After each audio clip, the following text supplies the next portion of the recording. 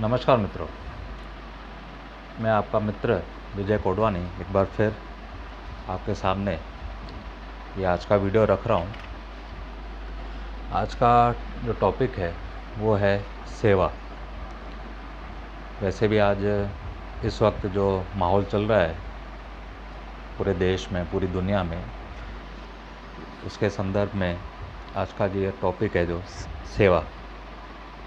जो लोग बढ़ चढ़ कर रहे हैं, कोई खाने पीने की सेवा कर रहा है, कोई मेडिकल की सेवा कर रहा है, कोई साफ़ सफाई की सेवा कर रहा है, वगैरह अलग अलग तरह की जो सेवा है। पर मोस्ट ऑफ ज़्यादा हम देख रहे हैं कि लोग फूड पैकेट वगैरह की सेवा ज़्यादा कर रहे हैं। तो वैसे तो ये टॉपिक उनके लिए ज़्यादा इम्पोर्टेंट है जो आध्यात्मिक और थोड़ा रिलीजियस माइंड रखते हैं और जिन्हें ईश्वर की ओर, मोक्ष की प्राप्ति, आनंद की प्राप्ति वगैरह में थोड़ा इंटरेस्ट है। तो प्रश्न पूछना चाहूँगा कि सबसे बड़ी सेवा क्या? मेरा प्रश्न है, सबसे बड़ी सेवा क्या? लोग कहेंगे किसी को पैसे दे दें तो वो बड़ी सेवा है, किसी बीमार आदमी की हम सेवा कर दें तो वो बड़ी सेवा है, किसी को अनाज वगैरह दे दें तो वो बड़ी सेवा है। लेकिन मेरे हिसाब से जो सबसे बड़ी दुनिया में जो सेवा है वो है किसी की सेवा न लेना। वो ही इस संसार की सबसे बड़ी सेवा है। बात सुनने में थोड़ी अजीब लगेगी, लेकिन ये सत्य हकीकत है। जो लोग भगवान में विश्वास रखते हैं, ईश्वर में विश्वास रखते हैं और थोड़ा बहुत उस रास्ते पर चल रहे हैं मोक्ष प्राप्ति, आनंद प्राप्ति की ओर, तो उन्हें तो ये चीज़ जो है, ये बात जो है वो गांठ बांध लेनी चाहिए कि सबसे बड़ी जो सेवा है वो किसी की सेवा न लेना। क्योंकि इस रास्ते पर जो चलते हैं उन्हें कर्म का सिद्धांत जो है वो बहुत गहराई से यानी एडॉप्ट करना पड़ता है, यानी उससे अपनाना पड़ता है। तो जितना हो सके आप किसी की सेवा न लें, तो वो आपको धीरे धीरे ईश्वर की ओर ज़्यादा अग्रसर करेगी, आनंद की ओर ज़्यादा अग्रसर करेगी, क्योंकि आप किसी की सेवा नहीं ले रहे। अब इसमें शुरुआत जब होती है वो तो जब आप बचपन से ही अगर इस कंसेप्ट को अपनाते हैं, आपके माता पिता हैं, जो भी हैं, तभी जाकर वो बुढ़ापे तक ये कंसेप्ट जो है सेवा न लेना वो थोड़ा पक्का होता है। लेकिन ज़्यादातर हम देखते हैं कि भाई लोग सेवा करने के लिए भी तत्पर रहते हैं। अगर आप किसी को कहोगे कि भाई मुझे ये काम है, अगर वो आपके बहुत निकट है या उसको लगता है कि भाई सेवा का काम है, कर देते हैं, तो वो सेवा ज़रूर कर देगा। पर इसकी लिमिट तब तक है जब तक सामने वाले को, एक बात अभी यहाँ से इम्पोर्टेंट जो है वो चालू होता है टॉपिक, सामने वाला सेवा जो है आपकी तब तक करेगा जब तक उसे ऐसा लगता है कि वक्त आने पर ये सामने वाला भी मेरी सेवा करेगा, किसी भी तरह की, पैसे की हो, शारीरिक हो, किसी भी तरह की, तभी वो आपकी सेवा में आगे आता है। उसे लगता है कि भाई इसका शरीर स्वस्थ है तो हम इसकी सेवा कर दें, या कोई ऐसी आप जवाबदारी उसके ऊपर नहीं है आपकी, तभी भी वो सेवा कर देगा। जैसे कि भाई किसी को रोड क्रॉस कराना होता है बूढ़े आदमी की, तो हम सेवा समझकर उसको रोड क्रॉस करा देते हैं, पर उसकी जवाबदारी नहीं लेते हम उससे। हम शायद घर तक भी छोड़ आएंगे, पर उसकी लाइफ टाइम हम जवाबदारी नहीं लेते। तो ये है शॉर्ट टर्म सेवा जो हम कहें। तो इसमें आपको ध्यान ये रखना है कि जितना हो सके आप किसी की सेवा न लें। तो ये आपको धीरे धीरे एक जो बंधन रहता है किसी के प्रति जवाबदारी का, उसमें से आप धीरे धीरे छूटते जाएंगे।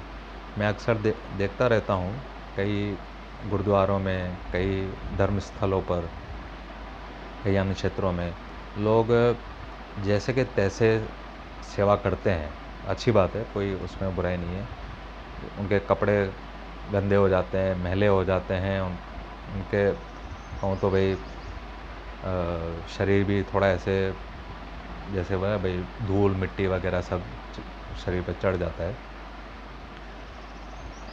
पर उससे क्या होता है कि वही आप मैले कुचले कपड़े गंदे कपड़े घर पे आप लेके जाते हैं, और वो जो आपके कपड़े हैं वो आपके घर वाले धोते हैं।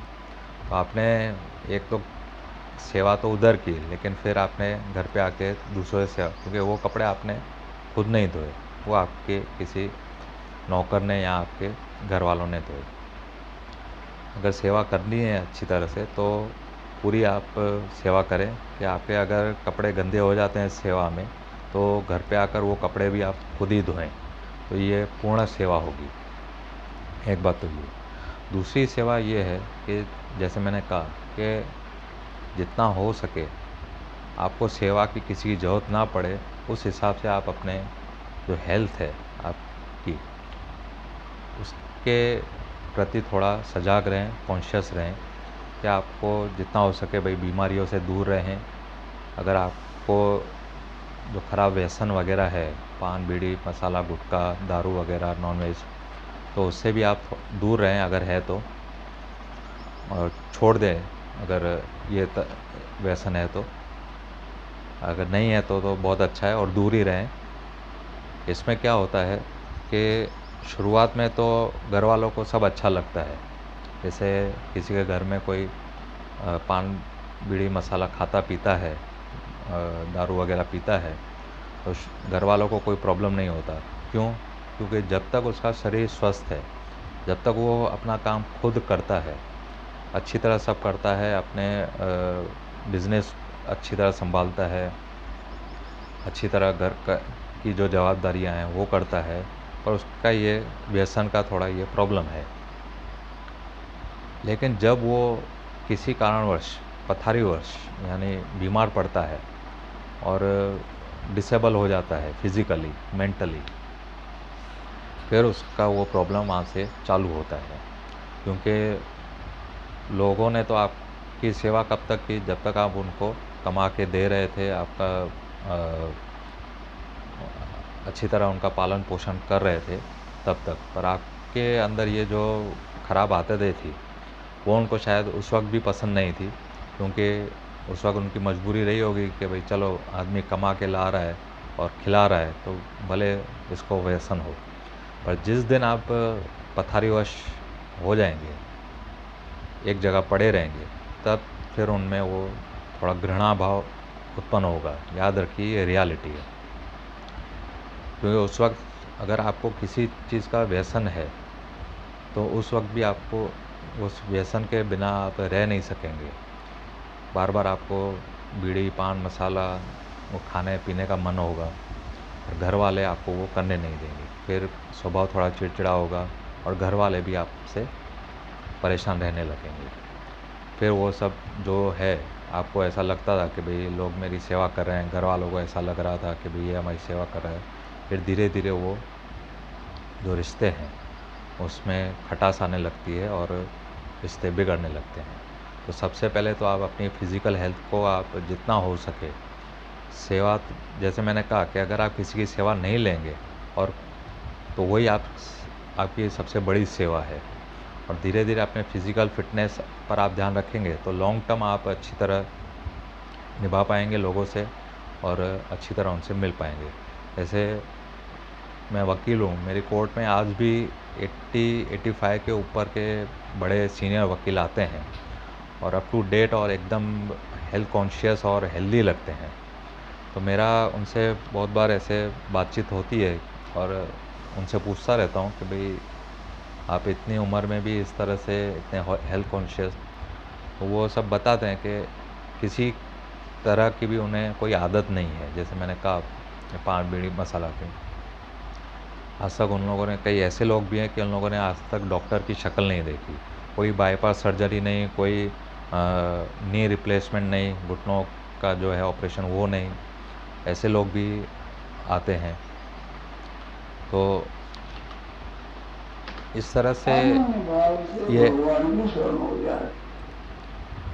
तो इस तरह का जो है अपना जीवन थोड़ा बनाएं, और जितना हो सके आप अगर सत्संग वगैरह में भी जाते हैं तो कम से कम वहाँ पे सेवा लें।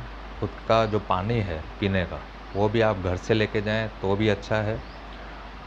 वहाँ पे आपको लोग पानी की ऑफ़र करेंगे, पानी पिलाएंगे, सेवा करेंगे, खाना भंडारा जो भी है प्रसाद वगैरह भी देंगे। तो जितना हो सके इन चीज़ों से बचें, क्योंकि ये एक तरह का ओवरड्राफ्ट है।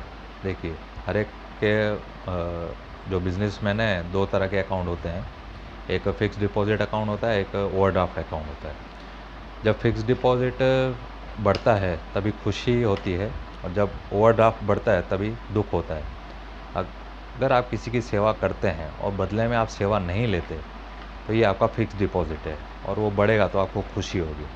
लेकिन अगर आपने किसी से सेवा ली तो वो आपका ओवरड्राफ्ट बढ़ेगा, जिससे आपको भविष्य में चुकाना ही है। कर्म का सिद्धांत है, वो आपका कहाँ पे जाएगा नहीं, इस जन्म में नहीं तो नेक्स्ट जन्म में।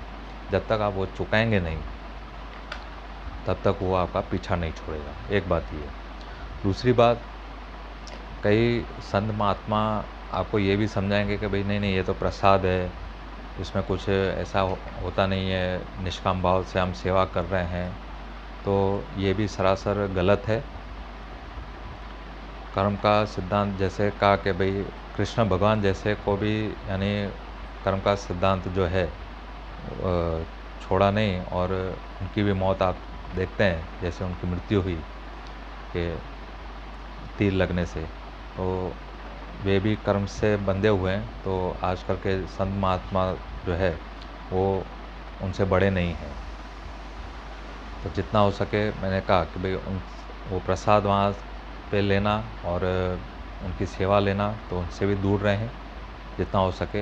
हाँ, सत्संग वगैरह आपने किया वहाँ तक तो ठीक है, और ज़्यादा सेवा करने और लेने के चक्कर में ना पड़े, और अपने घर में जितना हो सके, मैंने कहा कि लोगों की सेवा करें, और सेवा जितना हो सके कम लें। ये पूरा जो आज मैं टॉपिक डिस्कस कर रहा हूँ वो सेवा देने के ऊपर है और सेवा न लेने के ऊपर। सेवा देनी है पर सेवा लेनी नहीं है। छोटी छोटी बातों पर आपको ध्यान देना है।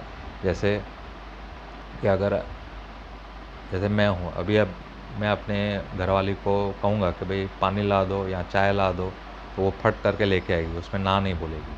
पर ये भी एक तरह की जो सेवा है वो आप खुद करें, क्योंकि ये भी आपके ऊपर थोड़ा बर्डन है कि जो वो प्लस होता जाएगा।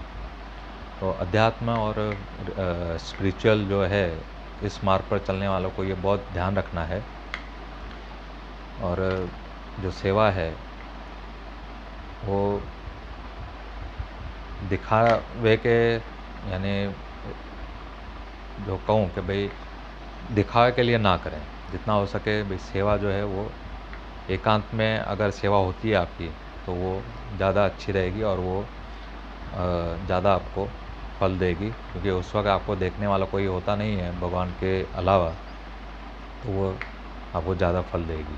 क्योंकि दिखाकर आप सेवा करेंगे तो धीरे धीरे वो आप में एक अहम भाव, थोड़ा लालच वगैरह पैदा करेगी, मान सम्मान का, तो वो आगे चलकर वो बड़ा वृक्ष बनेगा और आपको तकलीफ़ देगा। जैसे कहा, क्योंकि सब लोग आपका मान सम्मान करेंगे तो उसमें थोड़ा आपका लालच, लोभ वगैरह बढ़ेगा। तो रिक्वेस्ट करूँगा ऐसे लोगों को जो ईश्वर की ओर चलना चाहते हैं, तो कम से कम सेवा लें और ज़्यादा से ज़्यादा सेवा दें। इस कंसेप्ट के ऊपर चलें तो शायद इसी जन्म में उनका जो लक्ष्य है वो आसानी से पूरा हो सकता है। और अगर ज़्यादा इसके बारे में आप कर्म का सिद्धांत वगैरह जो भी उसके बारे में जानना चाहें, तो मैं गीता प्रेस के जो स्वामी राम सुखदास जी महाराज थे, उनकी पुस्तकें आप पढ़ें और उसमें बहुत अच्छी तरह से सब वर्णन किया हुआ है। तो इसे आप एक बार पढ़ेंगे तो आपके जितने भी डाउट्स हैं वो क्लियर हो जाएंगे। इसी के साथ मैं आपका मित्र आपसे विदा लेता हूँ। जय श्री कृष्ण, जय राम जी की, जय भारत।